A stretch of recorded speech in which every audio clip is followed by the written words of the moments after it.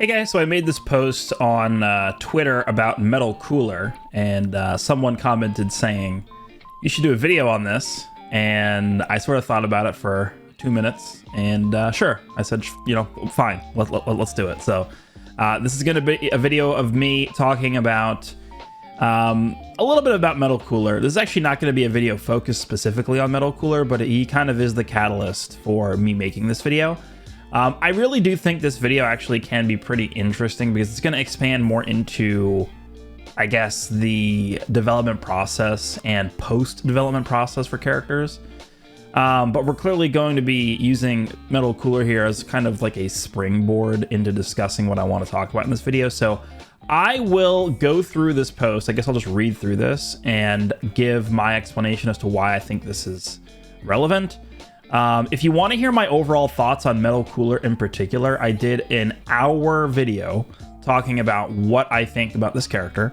The TLDR version is, I think this is the single worst premium release of all time. I don't even think it's close. Premium release being legendary or Legends limited characters or ultra characters, summonable, obviously. I think this is the worst character ever, by far. Nothing's close. And the reason why nothing's close is because we've had bad characters before, right? We've had characters like Super Saiyan 4 Goku. The yellow Super Saiyan 4 Goku was pretty bad on release. Green Super Saiyan 3 Goku, pretty bad on release. Like, we could even just go ahead and filter here by Legends Limited characters, and there's some pretty bad ones on here. I'm not gonna pick all of them out. I'm also not gonna count Beerus because this guy wasn't even a Legends Limited character when he came out. This guy predates Legends Limited as a concept. Super Saiyan 3 Goku wasn't very good. Who else was just stand out as being a bad character? Super Saiyan 4 Goku was not very good. People talk about this purple Rose as being like one of the worst LFs of all time. No. no. I didn't like Super Saiyan 4 Gogeta on release, but I wouldn't really classify him as one of the worst LFs ever. It was just him being a headlining character for an anniversary. That kind of was like, why is he not good, right? Bardock was another character that kind of was looked at as not very good. What else?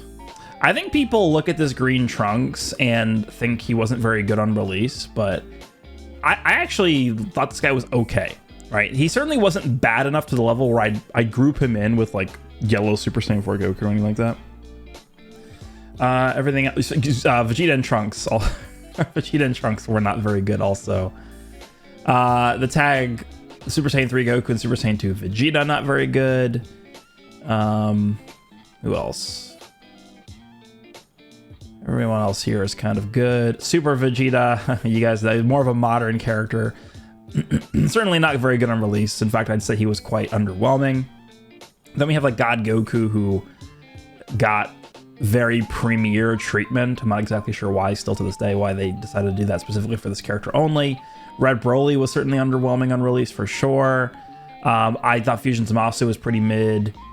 Demon King Piccolo, bad. I don't really want to loop Kid Goku in with like Demon King Piccolo and Super Vegeta. I definitely think he's a level above those characters, but this guy certainly wasn't good enough, even close. And now we have Metal Cooler. So we have a very long history in this game of very specific Legends Limited characters that have straight up were not good on release. We don't have an example of this with Ultra characters because they go out of their way to make sure that Ultra characters, let me just do this. They go out of their way specifically to make sure that every single summonable Ultra character on release is dominant. There is no example of any Ultra character here on release that dropped and wasn't immediately one of the best characters in the game, right? People point to like Ultra Legendary Super Saiyan Broly as not being dominant. This guy was at minimum number 3 in the game when he dropped. This guy dropped, and the only other character that really was in contention with Broly as best character in the game was Cooler, Red Cooler, right? We had Red Cooler and like Ultra Super Vegito. But Ultra Super Vegito just kind of got stomped out of the entire game by Red Cooler existing, so it was really tough to run him. So it really was this Broly and Cooler as the two dominant characters in the game. And then the next character we got was Beast, and that kind of changed the entire game. But when this guy dropped, he was certainly up there. But yeah, like there's every single Ultra here pretty much dominated the game. There isn't one that didn't dominate the game. So they really do go out of their way to make sure that like Ultra characters are the de facto best. But if we go back here, Let me just refresh. We do have a few Legends Limited characters that just unfortunately were not very good on release. The difference, right? Okay, the difference. And the reason why I'm bringing this up and the reason why I'm emphasizing this is because I have had a lot of people say, oh, you didn't have this reaction for Super Vegeta. You didn't have this reaction for character X, or you didn't have this reaction for character Y. Why is that? The reason is because Metal Cooler is the only premium character we've ever received. Ever. Again, Legends Limited / Ultra. That actually hurts you more than helps you. Okay? So once again, let's filter by Legends Limited characters. We can just use Super Vegeta as an example because everybody loves Super Vegeta. This character on release was weak. Period. Does that mean Super Vegeta was actively hurting you? No, he was just kind of almost a non-factor, is at the end of the day what it comes down to. Super Vegeta wasn't really hurting you because he just wasn't contributing much to the fight, but he wasn't like helping your opponent win the match, if that makes sense. Metal Cooler, and again, this is something I go very in-depth in on that Metal Cooler video that I mentioned earlier, that 1 hour Metal Cooler discussion video. But you put this guy on your team, I would almost rather this guy have just 1 life than 3 lives. And the reason why is because this guy just gets pummeled and pummeled and pummeled, and he's a punching bag. He is a punching bag for your opponent to just farm and rack up tons and tons of damage. And what tends to happen when you have a character like this that just keeps coming back to life over and over and over and over again, especially if you run him on a team with like full power Frieza, who's also pretty tanky. Maybe you run him next to Namek Goku, so you have the KO guard mechanic active. A lot of the best characters in the game, in fact, almost all the best characters in the game right now, have some way of providing extra survivability to the rest of your team. So if you factor that in comparison with, in combination with Cooler, in comparison to someone like Super Vegeta, Metal Cooler simply exists right now basically just to serve as a piece of meat, basically. He just gets crushed over and over and over and over again. He gets grinded over and over and over again without actually providing anything of value to the team besides allowing you to just continue without losing immediately, right? I guess that's really the only way to like describe this character, right? He sits there and the opponent is just dogging on you the whole time, right? And when you have this guy on your team, you're most likely to go to timer every match. And if you go to timer every match with this character, you're taking more damage than the other opponent is most of the time, so you should end up losing. And again, I'd almost rather this guy just didn't have the 3 lives.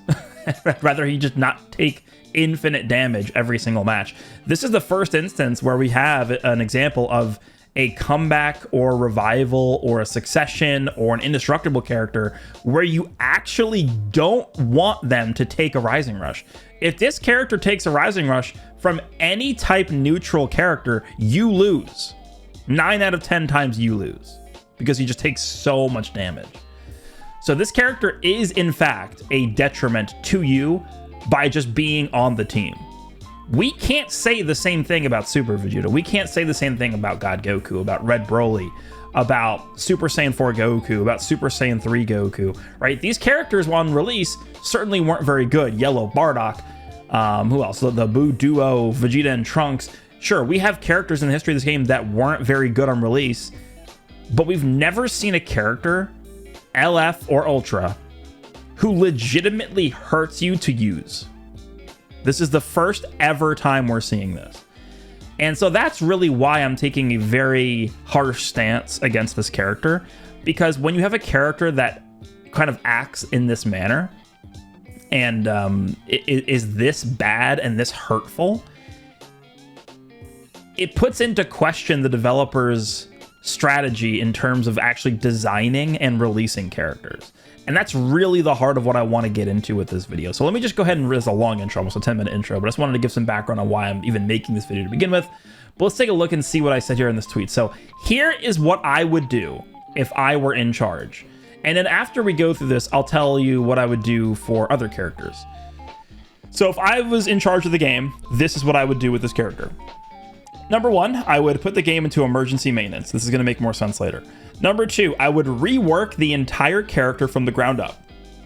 No unique equipment, no Zenkai, just essentially take... Let me open Metal Cooler in a separate window. I should have done this earlier.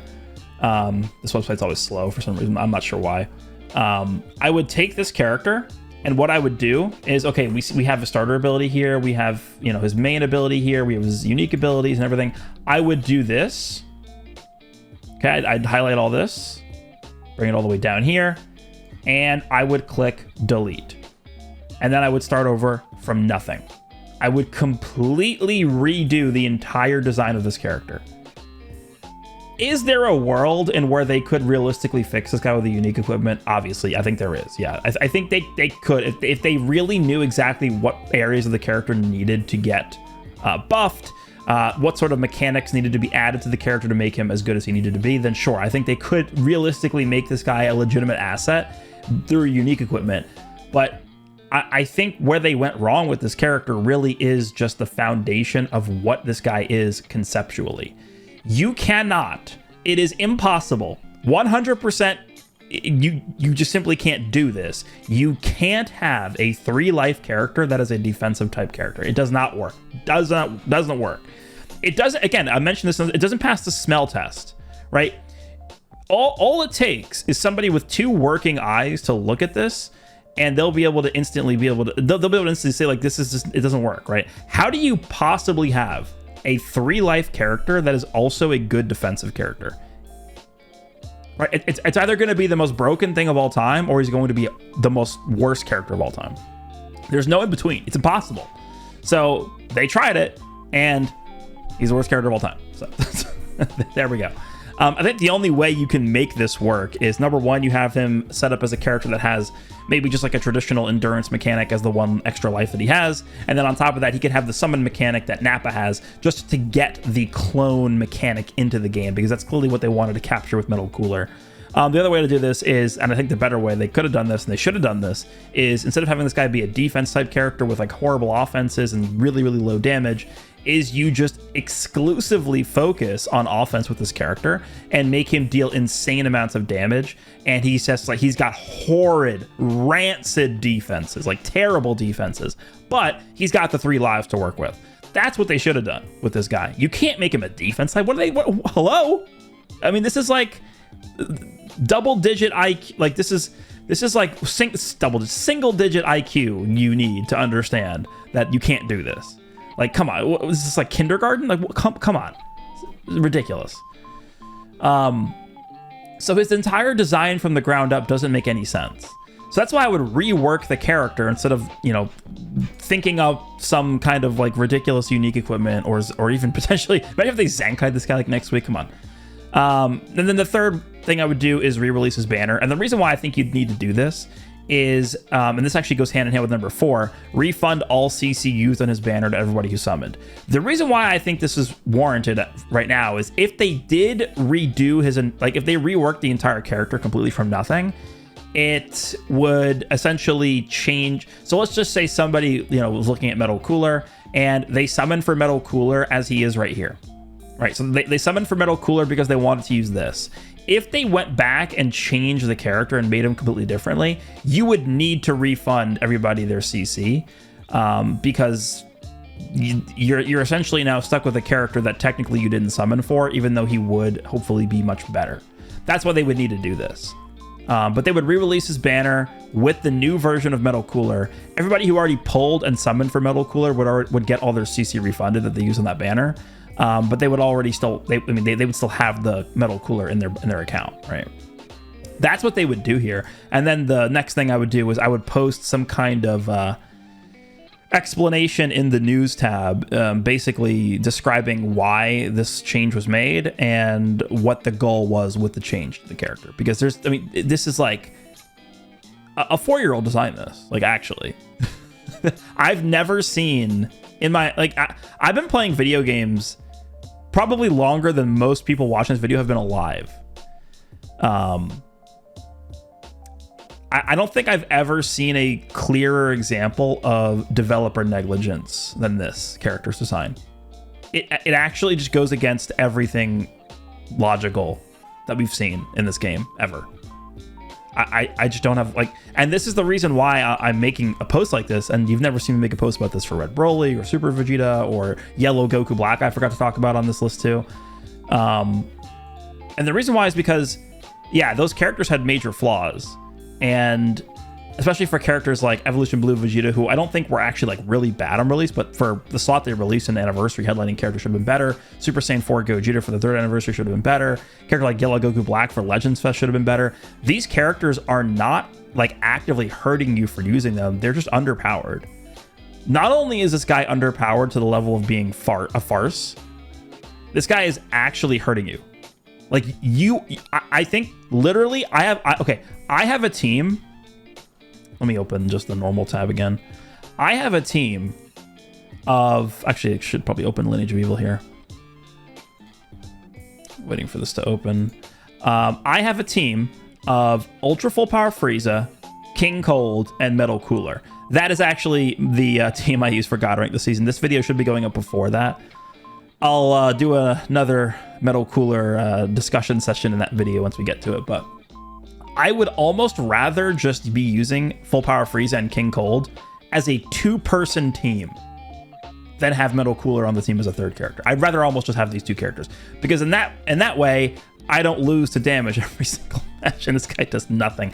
I legitimately feel in 95% of interactions with Metal Cooler that I've used him, he legitimately just feels at best like a 3rd Vanish.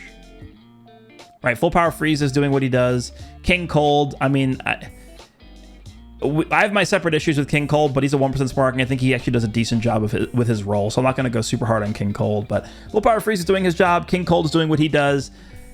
Metal Cooler is literally a vanish. Like, other than him vanishing once, what use does his character have? He takes a lot of damage and you lose because of it? Like, I'd rather just Full Power Frieza take the damage. I'd rather sack off King Cold to a rush and have Metal Cooler take the rush. This sacking off, this is how you know this character is actually horrendous. Sacking off King Cold to a rush would give you a higher chance to win than if you have Metal Cooler take the rush and revive. Is that not insane?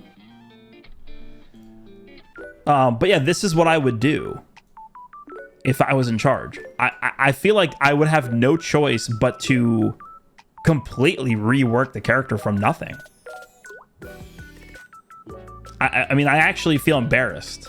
Like, I feel embarrassed for them that this is the character they came up with here. And I've never actually felt that way before, right? Again, we've had bad characters before, but nothing to the level of it actually providing a negative to the person using the character. Like, and people are spent, you know, I mean, like, for me, it's whatever. I'm going to summon on every character no matter what. But people who have been looking forward to a new Metal Cooler for 5 years, because this is the first actual like summonable Metal Cooler we've gotten in 5 years. People who wanted a new Movies character, because Movies has been in the dumps for about 8 months. They haven't gotten anything new since Ultra Beast Gohan dropped, right? So there's that. There are people who just legitimately like Lineage of Evil. There are people who have Full Power Frieza that want to get like another character alongside him to use LOE as a team. So there are people who legitimately spent their actual money on this character.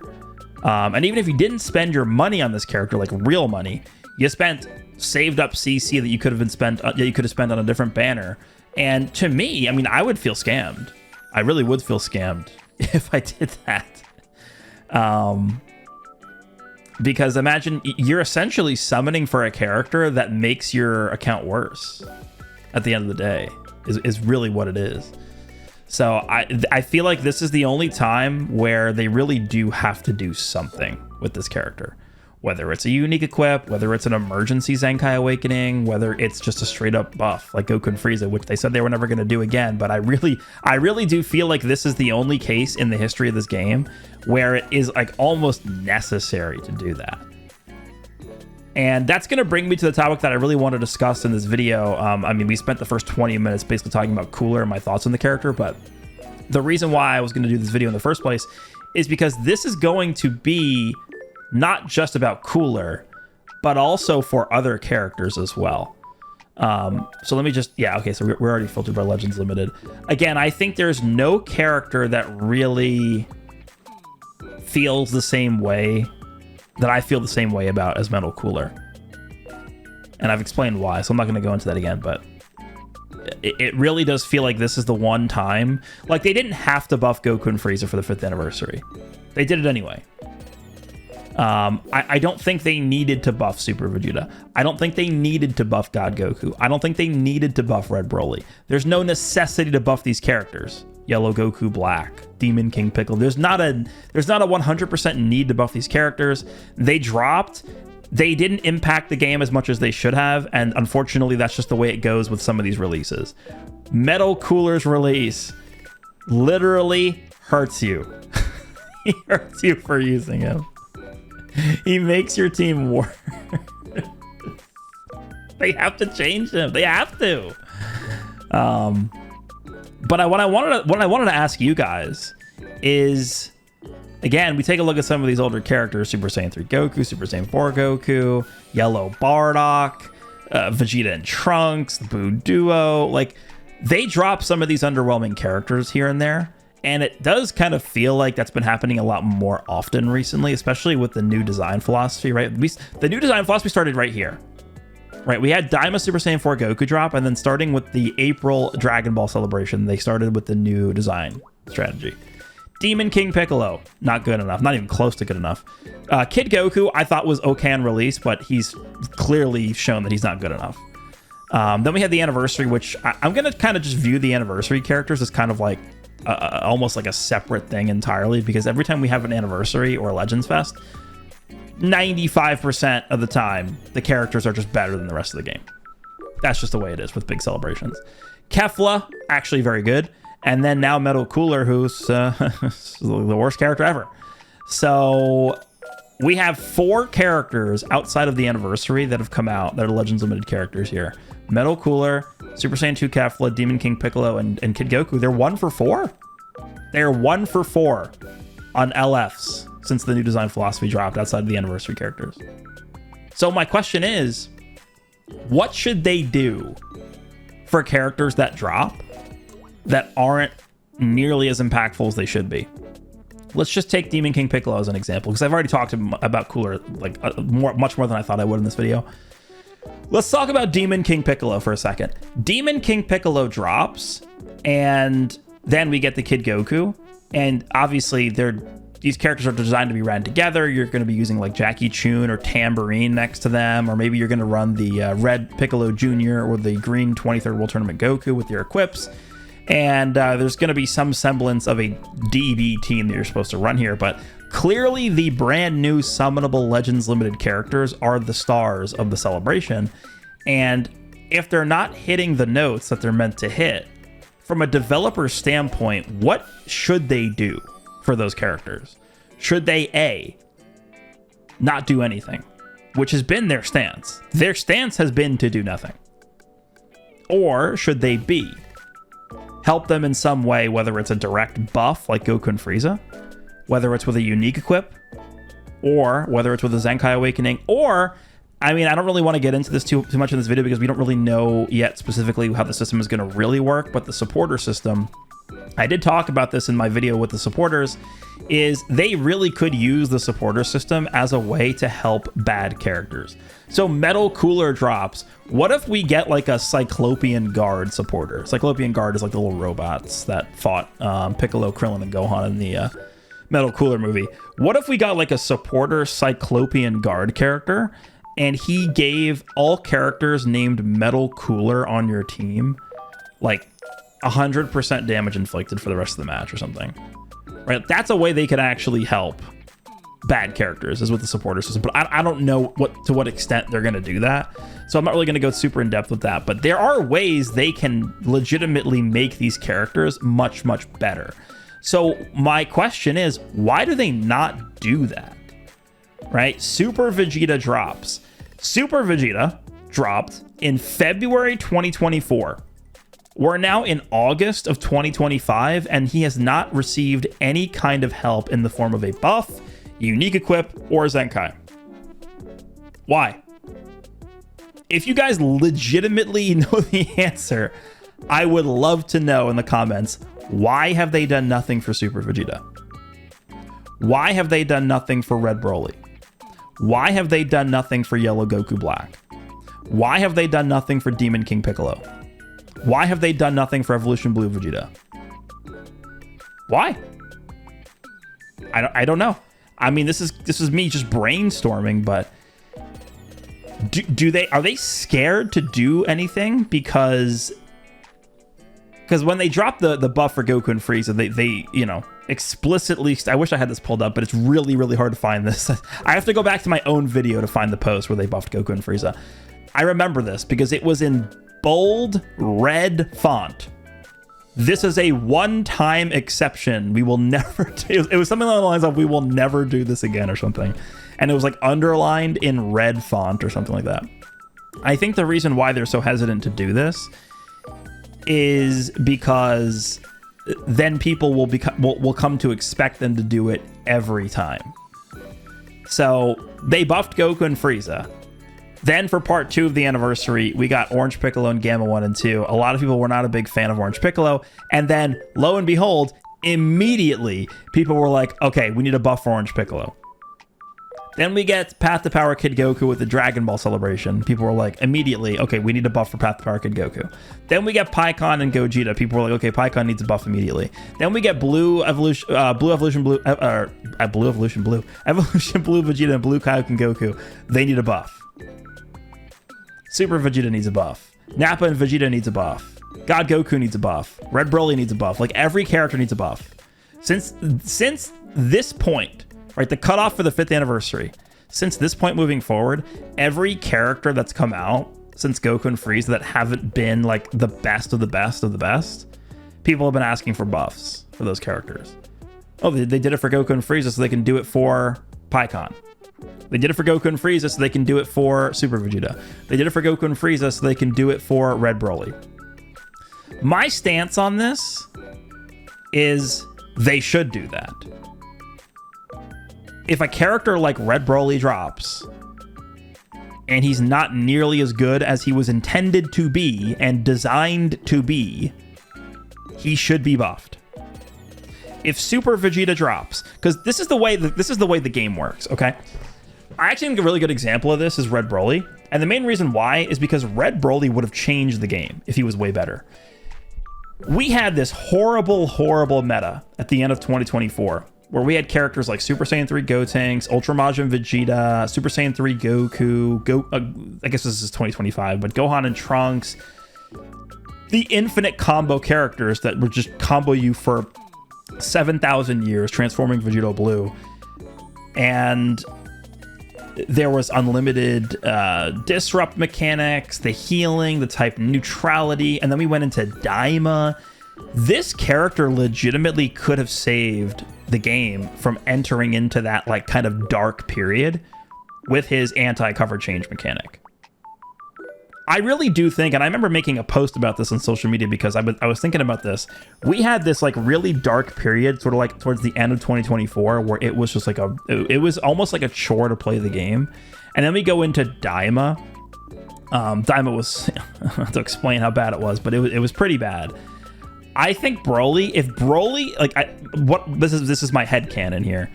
If Broly was made to be as good as the developers intended him to be, I don't actually think all of the, well, not all, but I think a lot of the bad parts of the 2024 meta could have been avoided. So I think when we have these characters that don't meet expectations in terms of how good they are, Broly, Demon King Piccolo, and a really good example of this, guys, a really good example of this is Evolution Blue Vegeta. Evolution Blue Vegeta is not as good as he was supposed to be. We have full power Frieza running around. We have Kefla running around. We have this Vegeta running around. Green characters everywhere. UI signed Goku's not as protected against these green characters because purple Vegeta just is not good enough. Like, this guy being much, much, much better changes the whole game. Changes the whole game. So if they're not going to go back and kind of adjust characters to the levels they were supposed to be initially, that hurts the game because it subverts the vision of the developers to the meta. Where, like, Vegeta being much better would have changed the meta, but because he wasn't as good as I thought he was going to be, it kind of it distorts the game in a way that wasn't foreseen by the developers. Hopefully that makes sense.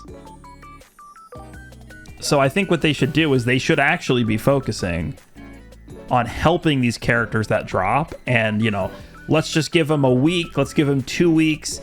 They have data. They can see the data.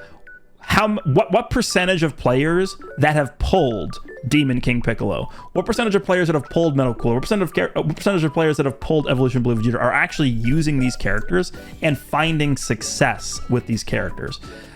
They've got to have these numbers on hand, right? If you're a game developer, you got to have data. All of their decisions have to be based on data, and it's not just data and an aggregate form. It's data filtered by battle rank, data filtered by account age, right? God rank players using Demon King Piccolo find this much success in using the character. What is your percent chance to win a match with Demon King Piccolo on your team?